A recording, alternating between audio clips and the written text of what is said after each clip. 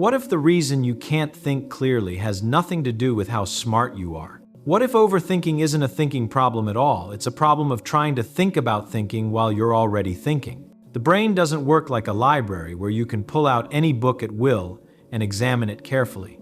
It works more like a stream, and when you try to grab the water to see it better, you disturb the very thing you're trying to observe. Most people believe that more thinking leads to better thinking, that if you just analyze something long enough, turn it over enough times in your mind, you'll finally see it clearly. But there's something peculiar that happens when you do this. The more you think about a problem, the muddier it becomes. Not because the problem is getting harder, but because you're adding layer upon layer of thought on top of the original question. Let's look at what actually happens when someone overthinks. Imagine a student sitting with a mathematics problem. The problem itself might be straightforward. Find the area of a triangle. Simple enough. But watch what happens in the mind. First comes the actual problem. Then comes the thought. Am I doing this right? Then, what if I forget the formula? Then, I always mess these up. Then, why am I so slow at this? Pretty soon, the student isn't working on the mathematics problem anymore. They're working on an entirely different problem, a psychological one, about their own adequacy. And that problem has no solution, because it's not even a real problem. It's just noise. This is what overthinking really is. It's the mind creating secondary problems that have nothing to do with the original question. And here's what makes it particularly troublesome. These secondary problems feel important. They feel like thinking, but they're just interference. Now, the natural question is, how do you stop this? And that's where most people make another mistake. They try to stop overthinking by thinking about how to stop overthinking. They analyze their overthinking. They worry about their worry.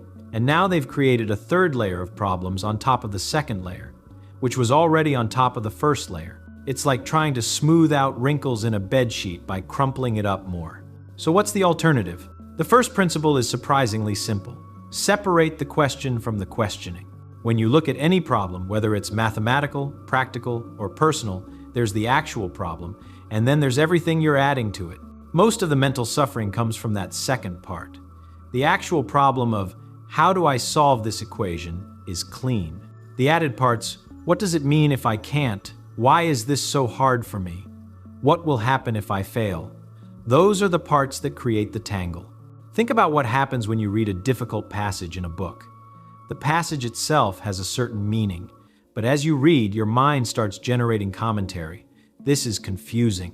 I should understand this. Other people probably get this faster. Maybe I'm not smart enough for this material. Notice that none of this commentary helps you understand the passage. It's just noise. The passage remains exactly as difficult or easy as it was before you added all that commentary. The technique is this.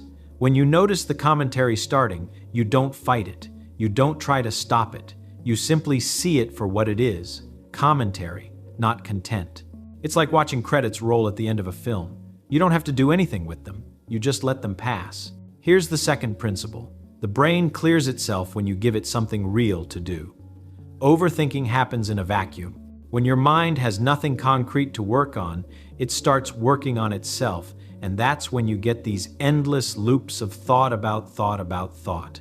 But give the brain an actual task, something external and specific, and the loops stop.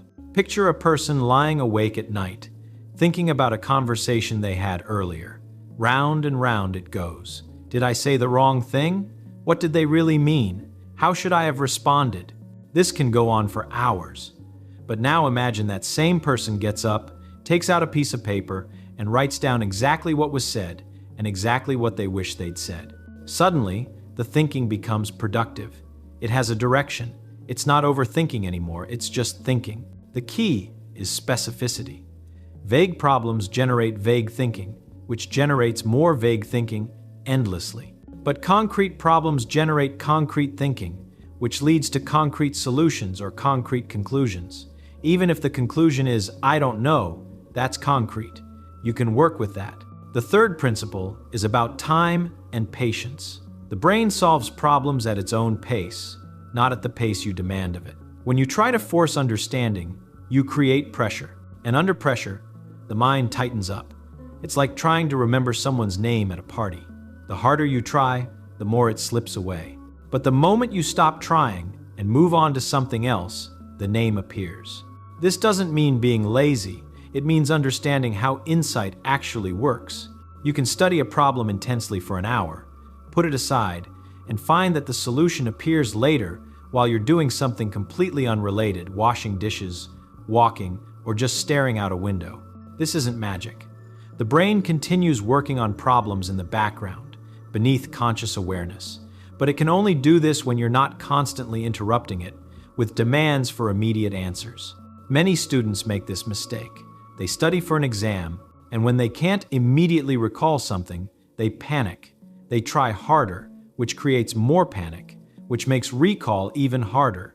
But if they simply move to a different question and come back later, the answer they couldn't remember before is suddenly obvious. Nothing changed except the pressure they were applying. Here's the deeper mechanism at work. The mind has two modes of operation. One is focused and deliberate, useful for applying known methods to clear problems.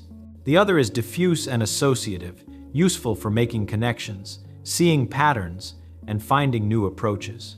Overthinking happens when you try to use the focused mode for problems that need the diffuse mode, or vice versa.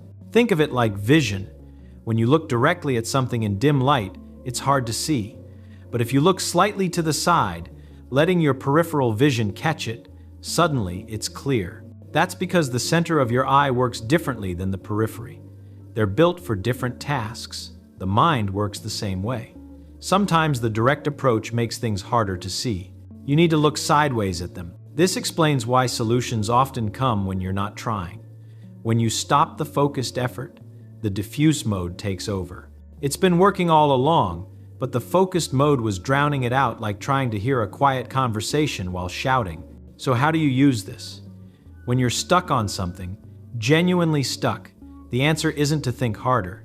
It's to think differently. Work on something else. Read about a different subject. Take a walk. Let the problem sit. This feels wrong because we're taught that persistence means constant effort.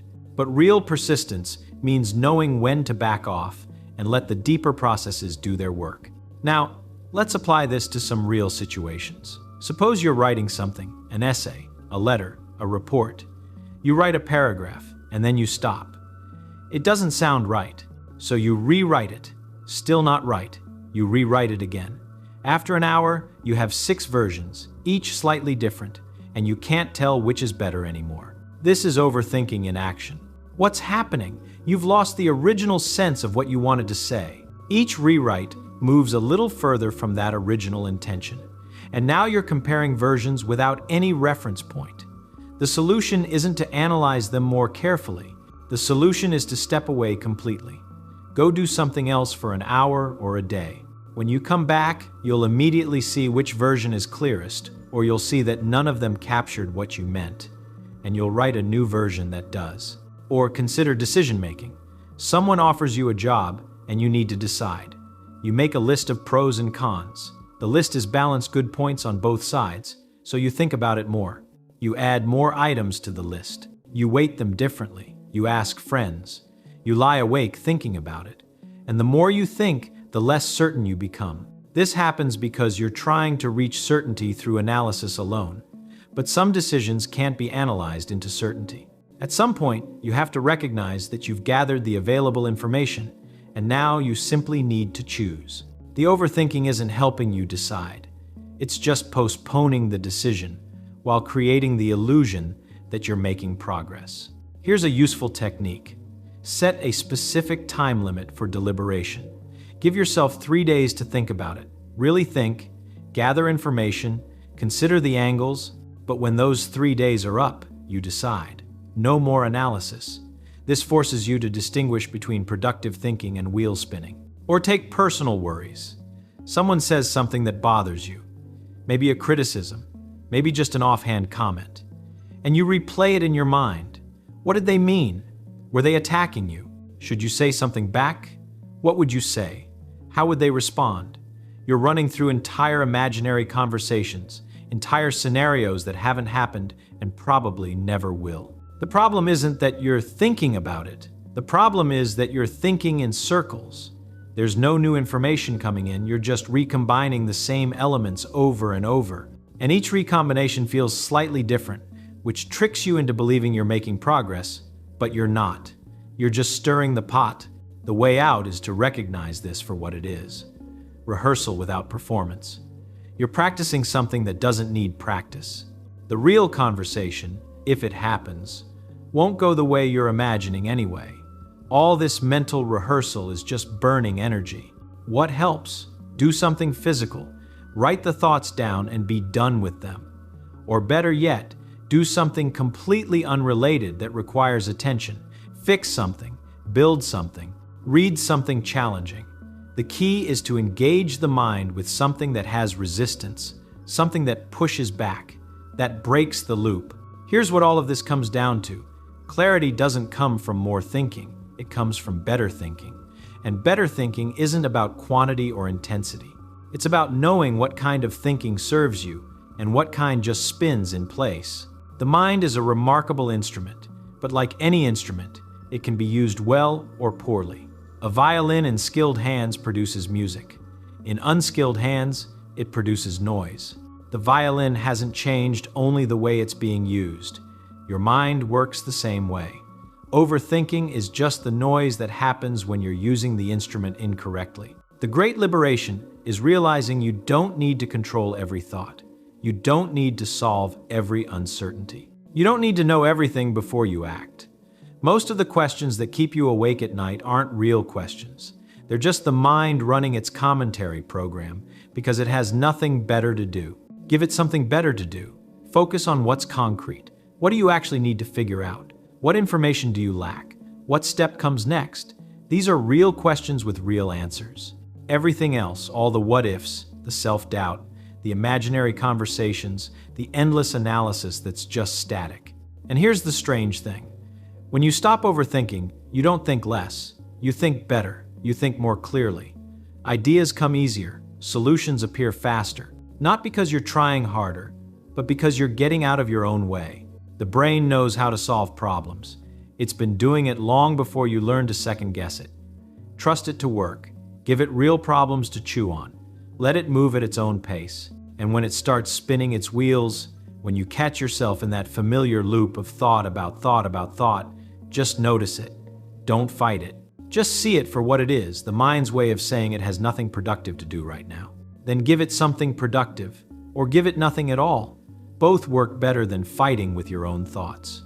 If you found something useful here, there's more to explore.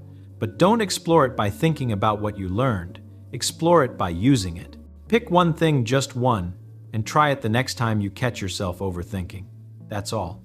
One thing, one time. See what happens. The understanding comes from doing, not from analyzing the doing. And that might be the most important point of all.